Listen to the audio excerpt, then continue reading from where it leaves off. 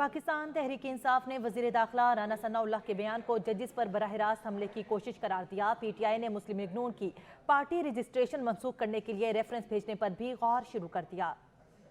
Vice chairman Tehreek Insaf Shah Mahmood Qureshi نے کہا ہے کہ بھٹو کا نواسہ آئین توڑنے والوں کے ساتھ کھڑا ہے۔ یہ کہنا پڑے گا کہ جو آئین بھٹو نے بنایا وہ زرداری نے برباد کر دیا۔ ججز کو دباؤ میں لانے کے لیے کوشش کی جا رہی ہے۔ رانا ثناء اللہ نے گزشتہ روز ججز پر براہ راست حملے کی کوشش کی ہے۔ وہ آئین جس پر پیپلز پارٹی متفقہ آئین پر فخر کرتی تھی، اس کا نواسہ اس میں ان قوتوں کے ساتھ ہم کلام ہو جائے جو ایسا کر رہی ہیں، تو پھر ظاہر ہو گیا جو آئین بھٹو نے بنایا وہ زرداریوں نے برباد کر دیا۔ تحریک انصاف نے مسلم لیگ نون کی پارٹی رجسٹریشن منسوخ کرنے کے لیے ریفرنس بھیجنے پر غور شروع کر دیا ہے۔ ترجمان تحریک انصاف فواد چودھری نے کہا ہے کہ P T I known league کی بحیثیت پارٹی رجسٹریشن منسوخ کرنے کے لیے ریفرنس پر غور کر رہی ہے۔ الیکشن ایکٹ کی صریحاً خلاف ورزی کرتے ہوئے ایک مفرور ملزم اس پارٹی کے فیصلے کر رہا ہے اور پارٹی نے اعلان کیا ہے کہ وہ سپریم کورٹ کو تسلیم نہیں کرتے۔ یہ اعلان بذات خود آئین کے آرٹیکل 6 کی زد میں ہے۔ سابق وزیر صحت یاسمین راشد نے کہا ہے کہ بحث چل رہی ہے کہ کیا